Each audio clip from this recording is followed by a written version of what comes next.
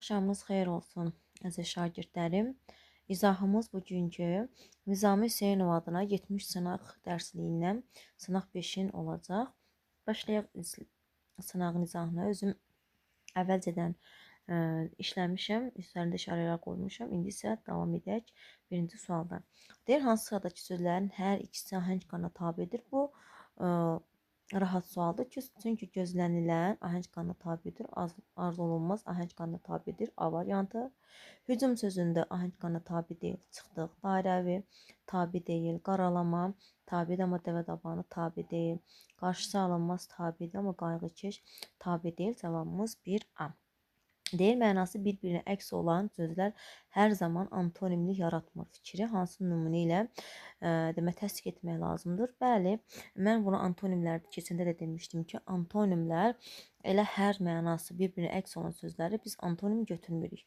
Bir, hansı sözləri antonim götürmürük? Eyni tiksəsi olan sözləri o antonim götürürük. Amma eyni tiksəsi olmursa, müxtəlif tiksələri olursa tərəfləri biz onu antonim götürmürük. Məsələn, qoca qarı. Bunu qoca məsələn sinonim yox. Məsələn yazırıq ki, qarı cavan.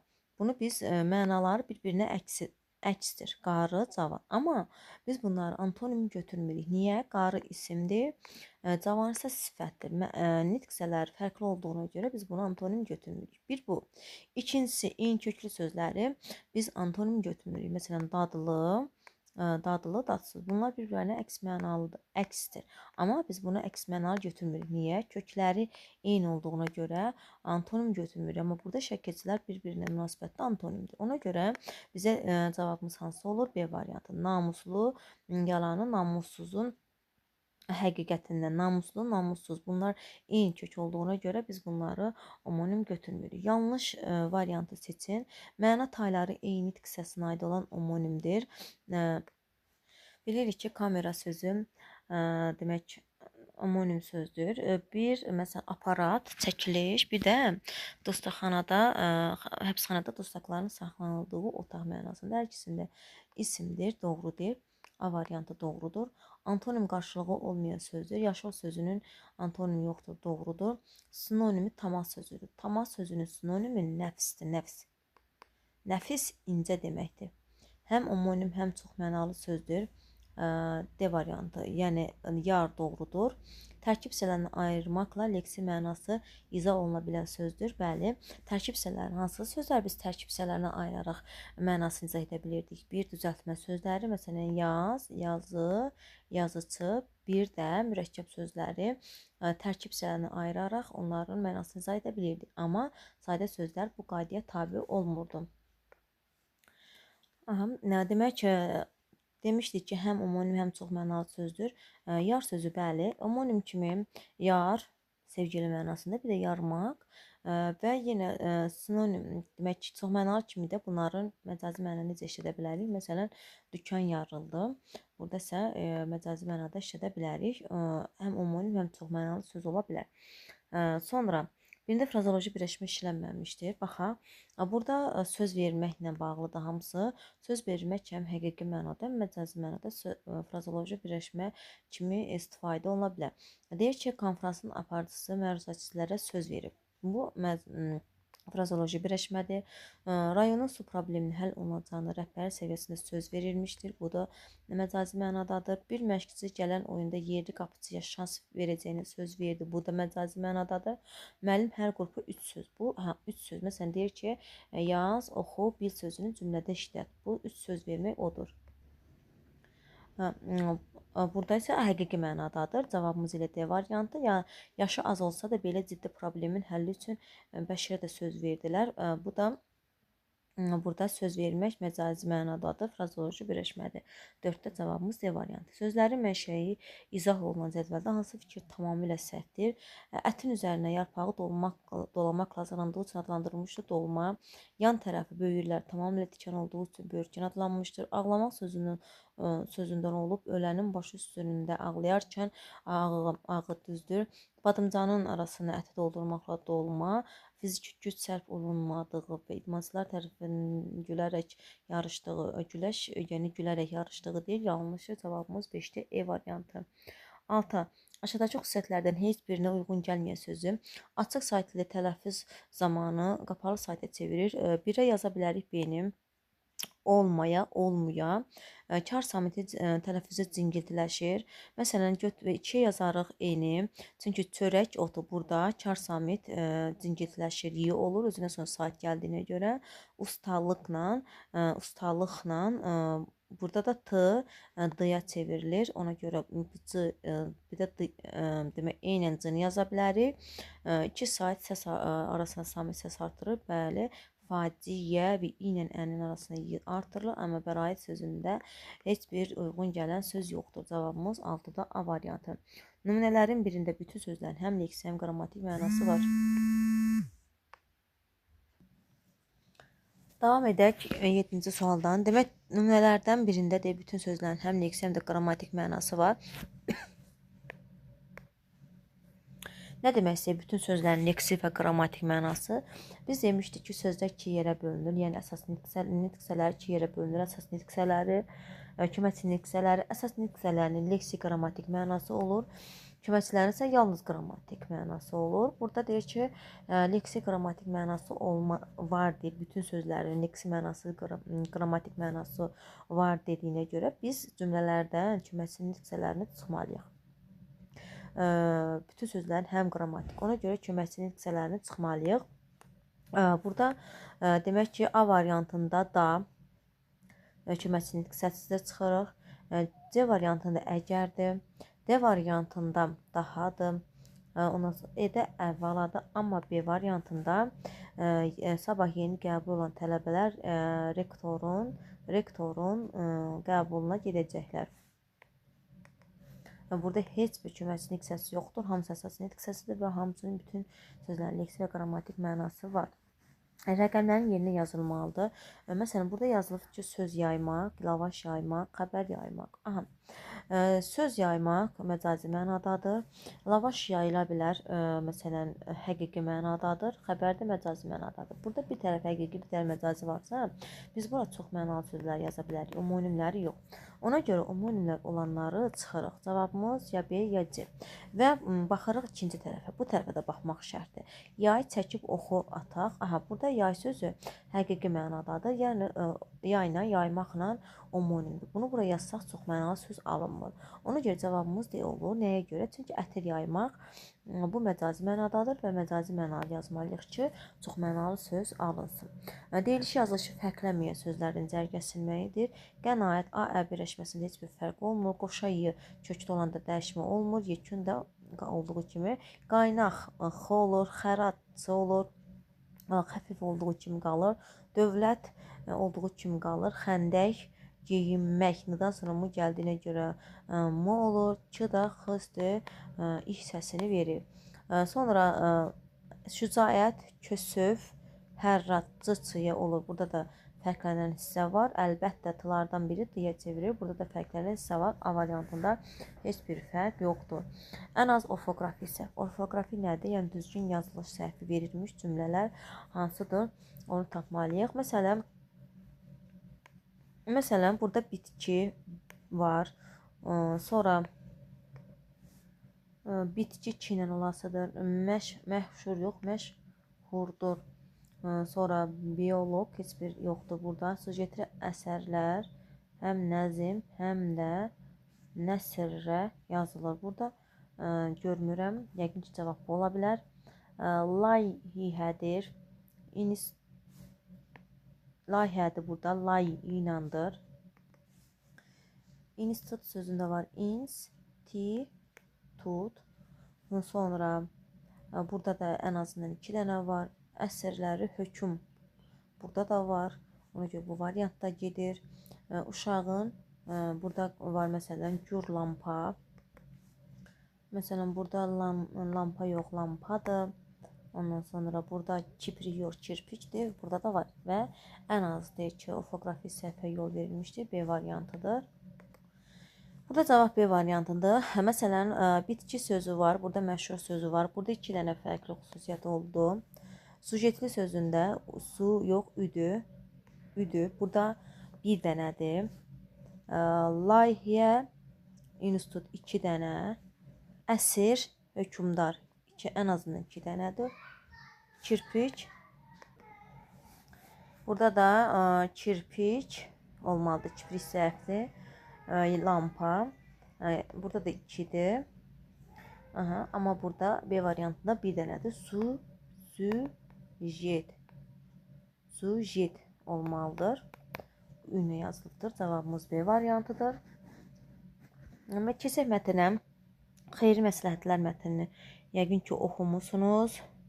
Mən də oxumuşam və 11-ci sualdan davam edək. Nağılın əsas obrazı haqqında hansı fikri əminliklə söyləmək olar? Burada əsas obrazımız yetim oğlandan gedib və hər iki valideyni uşaq yaşlarında itirmiş. O haqqında məlumat yoxdur, əminliklə deyə bilmirik. Aclığın yaratdığı hissləri yaxşı bilirdi. Bəli, bunu əminliklə söyləyə bilər. Bütün ona xeyirxah adam kimi tanıyırdı. Elə bir əminliklə deyə bilmir. Ağıl və dəri bir hesabını özünə yaxşı həyat qurmağı bacardı. Bu da əminliklə deyə bilmirik. Çünki orada cırtdanların söhbətindən sonra gedir, yaxşı həyat qazanır. Həm də orada quşu, məsələn, hansı quşu idi? Sığın idi. Onu, məsələn, hansı idi? Baxaq, indi bu quşu qızardıb yeyərəm. Quş insan kimi dillənir, mənə rəhmi gəlsin, cələdən çıxar. Bu hansı quşdur? Baxaq. Meşə quşu. Meşə quşu buna deyir və ona görə də, yəni ki, özünə yaxşı həyat qurmağı bacardı. Özünü hər kəsin ağıllı hesab etsə də bunda haqlı deyildi. Elə bir ağıllı hesab etməsi yoxdur. Cavab 11-də B variantı. Mətn əsasən hansı suala cavab tapmaq mümkün deyil. Oğlan nə üçün səfərə çıxmışdır? Var idi.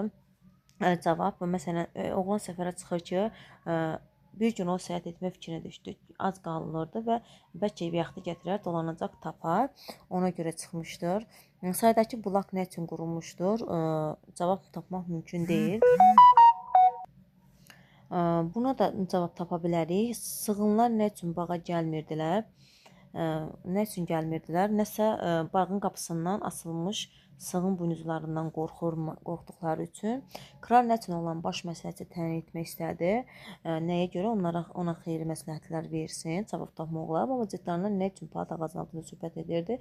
Elə bir, yəni ki, suala cavab tapa bilmərik. Cədvələ səsin yanlış sıranı müəyyən edin. Oğlan əvvəl meşə quşunu tutur, sonra sərbəst buraxır, doğrudur. Sığınlar sarayın bağçasına gəlmirlər, sonra bağçada görünürlər. Onun götürməsi, məsələn, boynuzu götürdükdən sonra gəlir. Cırtdanlar palın altında söhbət edirlər, söhbətlərini bitirib gedirlər. Kral neynir? Oğlana minnətdarlıq etmək istəyir, onun məsləhətçi təyin edir, amma sarayın işçiləri sarayın bulağından götürürdülər. Suyu gedirdilər, su daşına işləyərsənmi? Oğlandan soruşurlar. Biz indi suyu hardan gətirirlər? Saraydan uzaq bir yerdən gətirirlər. Əvvəl yanlışdır, sonra suyu uzaqdan gətirməyi yanlışdır. Bu burada olmalıdır, bu isə bu tərəfdə olmalıdır. Ona görə cavabımız E variantı. Tünd qara hərflə verilmiş ifadə suyun hansı keyfiyyətini aydınlaşdırır? Tünd qara göz yaşı kimidir. Bu da nə deməkdir? Yəni duruluğunu göstərir. Mətnə əsasən hansı sıranı tamamlamaq mümkündür? Burada əlbəttə ki, allegoriya nədir? Heyvan və quşların, eyni zamanda cansız əşyaların şəxsləndirilməsi. Nə deməkdir şəxsləndirmə? Baxın, fikir verin. Burada məsələn meşə quşunun danışması, burada şəxsləndirmədir. Xeyirxah yolçu meşə quşu danışarmı? Yəni buradan da şəxsləndirmədən istifadə edibdir. Cavab D variantı. Ona qarşı edilən yaxşılığı qiymətləndirib fikrin hansı obrazları aid etmək olar? O meşə quşu idi, bir də kral idi. 2 ilə 4-ü götürə bilərik. Cavab 16-da. Aşağıdakı fikirlərdən birini mətnə əsasən təsdiq etmək mümkündür. Məsələn, hansıdır? Yaxşılıq bumerang kimidir. Bəli, bumerang kimidir. Sən yaxşılıq etsən, sənə də yaxşılıq olunacaq. Mütləq insanın özünə qayıdır. A variantı doğru cavabdır. O biri variantlara baxanda görərsiniz ki, o mətnə əsasən doğru deyil. Hansı faktlar mətndəki hadisələrin sonrakı inkişafını müəyyən edə bilər? Bir ovçunun meşədə cəla qurması sonrakı inkişafı deyil. Bu əvvələ aid ola bilər. Cırtdanların ağacında gecələyən oğlanın orada olduğunu hiss etməməsi, bu da deyib. Şahın xəstə qızı üçün oğlandan məsləhət istəməsi bu sonrakı hadisədən ola bilər. Çünki onu məsləhətçi təyin etmişdi, yəni özünə məsləhətçi seçmişdi. Sonra oğlanın atasının ilan vurması nəticəsində dünyasının dəyişməsi elə bir haqqında yəni ki, bunu sona əlavə edə bilmərik. Oğlanın baş vəzir olması bu da sonda ola bilər. 3-dən 5 cavabımız A variantı. Təsvirə daxildə verilmiş hissəyə əsasən yerinə yetirilməsi daha vacib olan 2 iş götürür.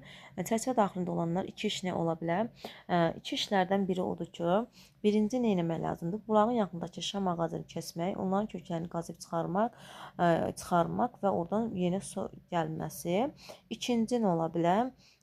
Kral məsələn asılmış kran sarayının sığın buynuzlarından qorxurlar.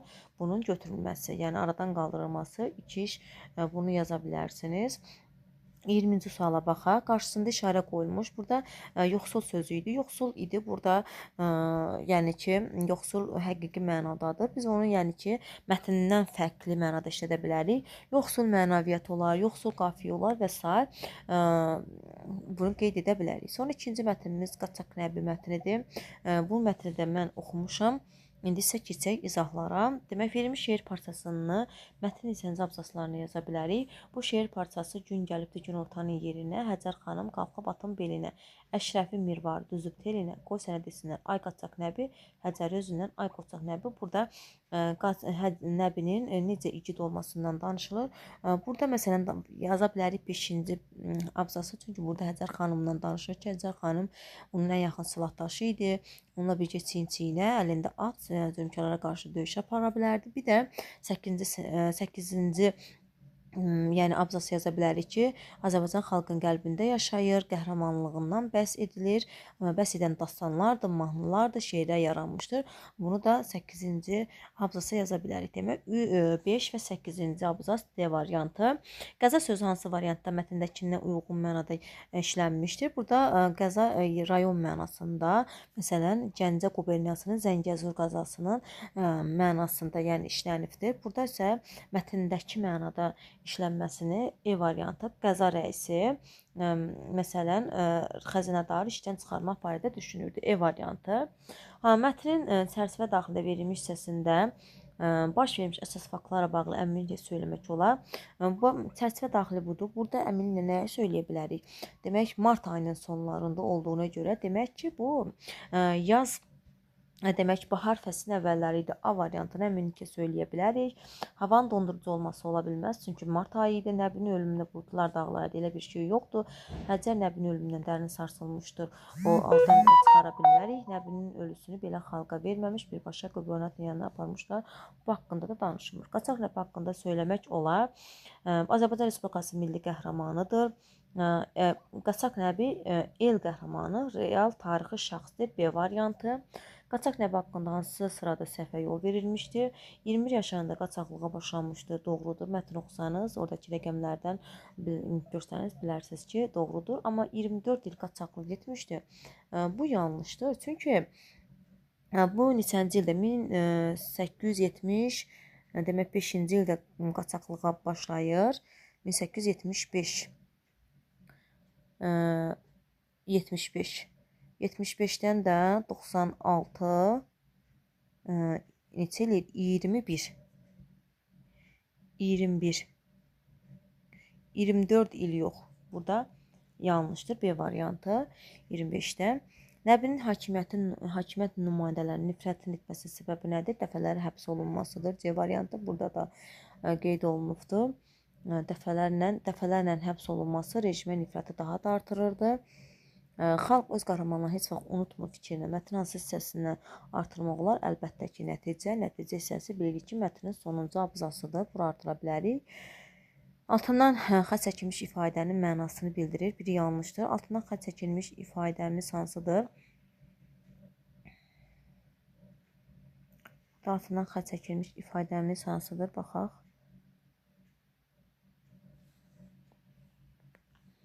Burada altından xətt çəkilmiş ifadələr deməkdən, yəni ki, bax bu hissə nəzərdə tutulub, bu hissədə nədən danışmır, yanlış onu soruşur. Məsələn, burada insanların təbəqələşməsindən var. Məsələn, çar hökuməti, insanların burada təbəqələşməsindən danışılır, cəmiyyətin qütbləşməsindən danışılır, amma gəlirlərin bərabər paylanması yoxdur. 28D variantı. Mətnə əsasən klaster tamamlayın. Həcər xanım qaçaq Nəbinin həyat yoldaşı igidliyi ad çıxarmışdı. Buralara da bu hissələrdən yaza bilərsiniz. Həcər xanım silahdaşı idi.